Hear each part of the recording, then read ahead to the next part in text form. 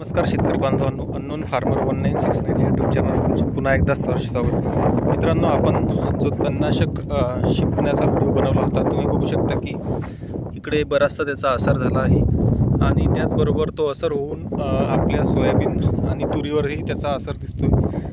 पिवळं पडणे किंवा थोडंसं जरगटणे ह्या सगळ्या गोष्टी झाल्या. तुम्ही इकडे बघू शकता की बरंचसं सोयाबीन असं चेंबून गेलेलं आहे. आता याला शिंपडून एक 3-4 दिवस झालेले आहेत मित्रांनो, 5च दिवस झाले असतील आणि त्याचा रिझल्ट पण बऱ्यापैकी आहे. इकडे तुम्ही हराळ बघू शकता की हराळ आता कोमजूनच गेली आहे. चांगला असा रिझल्ट त्या तणनाशकाचा झाला.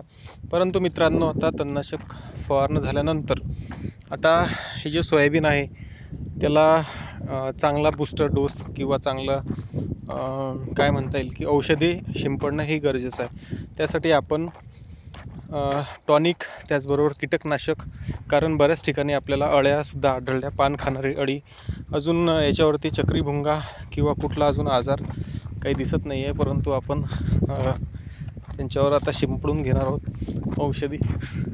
कुठे कुठे असे पानंसुद्धा याचे खराब झालेले आहेत आणि बऱ्याच ठिकाणी सोयाबीन असं बुरशी लागणे किंवा काय असं झालेलं आहे.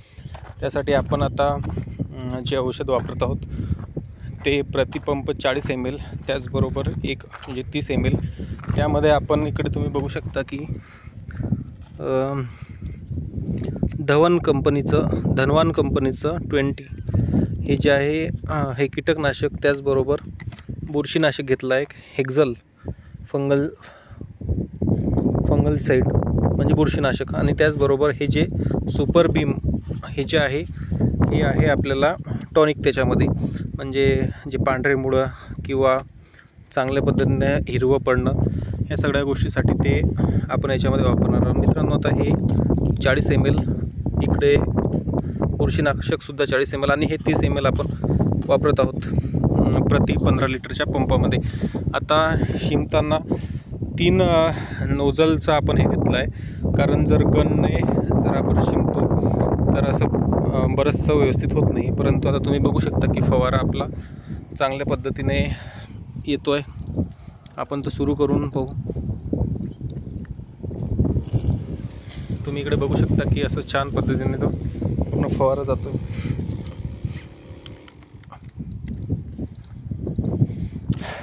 तर तुरीवरही बराचसा असर झाला होता तणनाशकाचा, त्याचबरोबर सोयाबीनवरही बरंचसं सोयाबीन तुम्ही बघू शकता की असं कोमेजून गेलेलं आहे.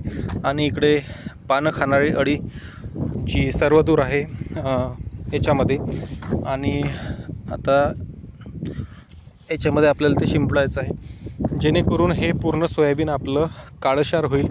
आणि तुम्ही बघू शकता की अशी क्वालिटी इकडे जी मेंटेन आहे तशीच क्वालिटी आपल्याला सगळीकडे मेंटेन करायची आहे. परंतु काय झालं आहे की जे सोयाबीन छोटं होतं, आता वास्तविक काही जमिनीचासुद्धा दोष असतो. तुम्ही बघू शकता की इकडे छान पद्धतीने सोयाबीन दिसते आणि पुढेच त्याच्या आपण झूम करू, इथं बघू शकता की मधातला जो पट्टा आहे तिथं थोडंसं आपल्याला जे सोयाबीन आहे ते कमी हे झालेलं दिसते. तर त्याचं काय आहे की जमीन काळी आणि पांढरी त्या जमिनीचा दोष आहे.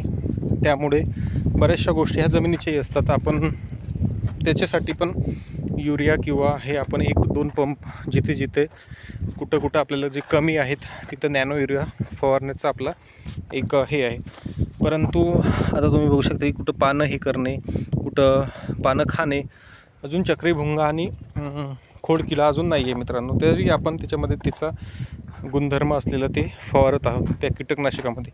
आता हा थोडासा जमिनीचा दोष, त्याच्यामुळेच असं पातळ सोयाबीन आहे. नंतर आपलं सोयाबीन तुम्ही बघू शकता की छान पद्धतीने इकडे आलेलं आहे. आणि हे जेमतेम फक्त आता 25 दिवसाचं सोयाबीन आहे, कारण आपला पेरा हा 17 तारखेचा आहे. याच्यातली जी तूर आहे ही तूर आपली 12 तारखेची आहे. म्हणजे कालच आपण शेंडे खुडणीचा जो व्हिडिओ टाकला त्याच्यामध्ये तुम्हाला दाखवलं आहे की 1 महिन्याचं हे संपूर्ण पीक झालेलं आहे तुरीचं. आणि सोयाबीन एक 4-5 दिवस. आता याचा कसा रिझल्ट लागतो ते पण आपण हे फवारणीनंतर बघणार आहोत. व्हिडिओ जर तुम्हाला आवडला तर लाईक करा, सबस्क्राईब करा, शेअर करा आणि कमेंट करायला विसरू नका.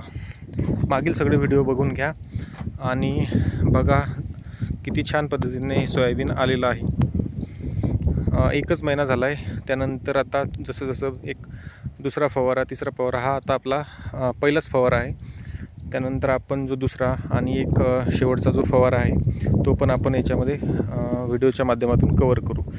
आणि तुम्ही बघू शकता की तूरसुद्धा आता 30 दिवसाची झाली आहे. आता ह्याच्यानंतर दुसरी फोडणीचा पण आपण एक सेपरेट व्हिडिओ बनवू. तर मग धन्यवाद मित्रांनो, पुन्हा एकदा.